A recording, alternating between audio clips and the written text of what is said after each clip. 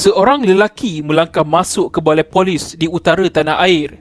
Gerak-gerinya sama seperti orang lain, tiada yang pelik dan tiada yang mencurigakan. Kemudian, dia pun bersuara, "Tuan, saya nak buat report. Saya dah bunuh orang." Semua yang ada di balai polis pun tergamam apa yang terjadi sebenarnya.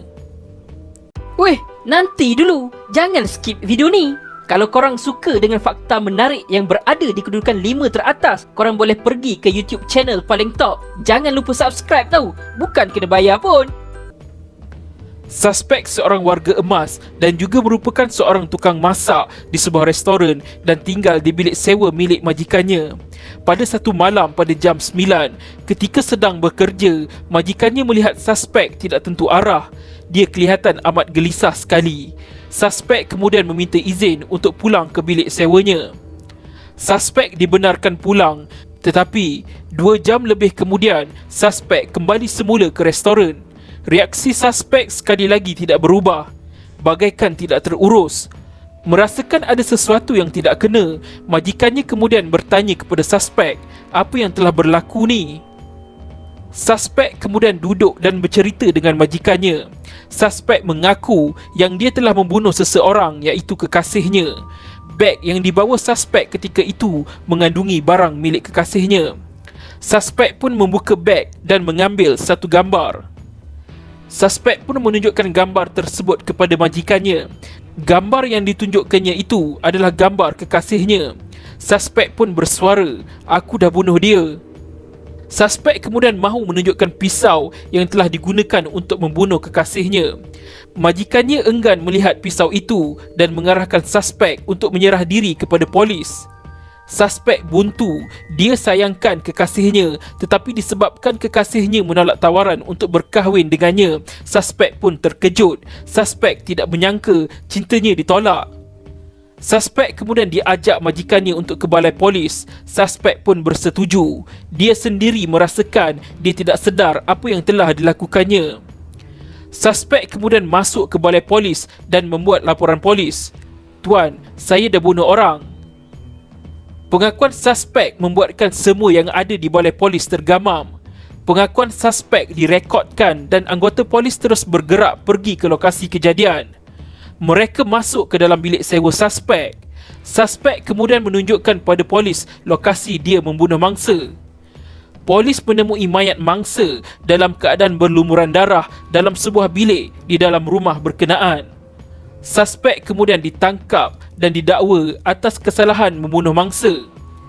Suspek berdepan hukuman gantung sampai mati sekiranya disabitkan bersalah. Mayat mangsa kemudian dibawa ke Jabatan Forensik Hospital Sultanah Bahiyah untuk bedah siasat. Sementara itu, seorang ahli keluarga mangsa yang enggan dikenali berkata keluarganya dihubungi polis memaklumkan mengenai kejadian itu pada jam 3.30 pagi. "Kami terkejut kerana memang kami menunggu kepulangannya kerana biasanya mangsa pulang ke rumah kira-kira jam 7 petang selepas bekerja. Dia pergi kerja dengan kereta dan berulang-alik dari Gurun ke Pendang setiap hari sejak Ogos lalu serta tidak pernah pulang lewat. Kami hanya pernah jumpa sekali dengan lelaki itu, tetapi tidak menyangka kejadian itu menimpa mangsa," katanya. Mangsa yang berasal dari kampung Balik Bukit, Mukim Tobiar, Pendang dikatakan mengenali suspek sejak 6 tahun lalu dan suspek pula telah pun berkeluarga. Laporan bedah siasat dari Hospital Sultanah Bahiyah menunjukkan mangsa mati akibat kesan tikaman dan tetakan pada anggota badan mangsa. Mangsa meninggal dunia kerana terdapat 26 luka tikaman dan 4 luka torehan pada badan yang kebanyakannya terdapat di bahagian toraks, di dada dan di bahagian belakang. "Perkara seterusnya yang saya tahu, dia sudah mati. Saya hanya menyedari bahawa dia mati setelah melihat tubuhnya berlumuran darah," katanya dalam pembelaannya dalam kandang tertuduh. Mengikut pertuduhan, Osman Abdul Aziz, 61 tahun, didakwa membunuh Ratna Safizah Rianti Omar, 23 tahun, di dalam sebuah bilik bernombor G12 di dalam rumah bernombor 1926H, Taman Mahkota, Jalan Stadium, antara pukul 8.45 malam pada 2 Mei 2011 hingga 12.45 pagi pada 3 Mei 2011.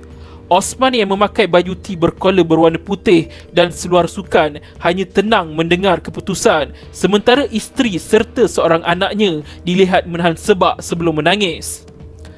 Hanya kerana enggan berkahwin dengan seorang lelaki yang jauh lebih berusia daripadanya, seorang jurutera wanita berusia 23 tahun ditikam hingga mati.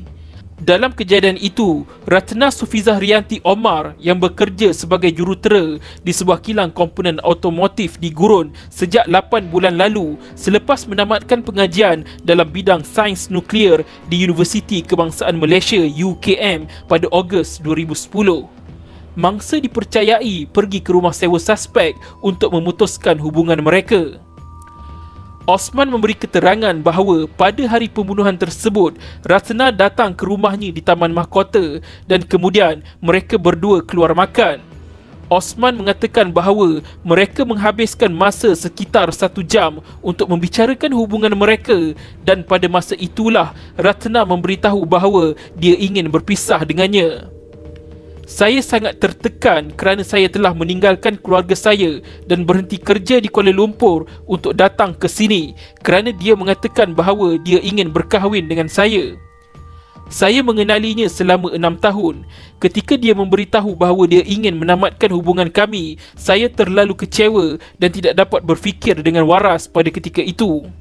Saya tidak tahu apa yang berlaku selepas itu, kata Osman lagi. Peguam bela suspek berhujah suspek tidak berniat untuk membunuh mangsa. Suspek mengaku dia tidak sedar apa yang telah berlaku. Dia hanya sedar ketika melihat badan mangsa sudah terlantar di atas lantai. Osman kemudian dirujuk pada Hospital Tanjung Rambutan untuk pengesahan kesihatan mental. Laporan perubatan menunjukkan suspek waras ketika kejadian. Hakim Mahkamah Tinggi kemudian menolak hujahan peguam bela suspek. Dalam kes ini, tidak ada bukti yang menunjukkan tertuduh tidak berasas pada saat melakukan kesalahan. Pernyataan tertuduh hanya bahawa dia tidak menyedari apa yang sebenarnya berlaku, tidak dapat dengan imajinasi untuk membuktikan dia tidak waras pada waktu itu. Itu adalah kenyataan semata-mata. Osman didapati berniat untuk membunuh Ratna Sufizah Rianti. Dalam mana-mana perbicaraan pembunuhan, jenis, jumlah dan sifat kecederaan yang ditimbulkan pada mayat boleh dipertimbangkan untuk menyimpulkan niat untuk melakukan pembunuhan. Merujuk kepada kes Mahkamah Rayuan Sanin bin Osman lawan pendakwa raya. Osman juga telah mengaku melakukan pembunuhan ini. Jadi, bukti tersebut diguna pakai bagi membuktikan suspek bersalah. Pengakuan dapat diakui jika terbukti dibuat secara sukarela, merujuk kepada Seksyen 24 Akta Keterangan. Hakim Mahkamah Tinggi Alor Star pada Ogos 2012 kemudian memutuskan suspek bersalah atas kesalahan membunuh mangsa dan dikenakan hukuman gantung sampai mati. Hakim menambah, alasan cinta ditolak bukanlah satu bentuk provokasi yang membolehkan suspek bertindak untuk membunuh mangsa. Perlakuan dan tindakan suspek adalah melampaui batas hingga mengorbankan nyawa mangsa. Osman yang merupakan bapa kepada 2 orang anak dalam rayuannya memohon maaf kepada isteri dan anak-anaknya serta keluarga mangsa. Saya mohon mahkamah pertimbangkan rayuan kes saya dan saya insaf dengan apa yang telah terjadi. Saya juga mohon agar mahkamah mempertimbangkan supaya saya boleh menjalani hukuman penjara di Selangor kerana keluarga saya berada di sana, katanya. Penghakiman penuh kes ini boleh dirujuk dalam kes pendakwa raya lawan Syahril Razali 2014 6 MLJ 881 Mahkamah Rayuan Putrajaya.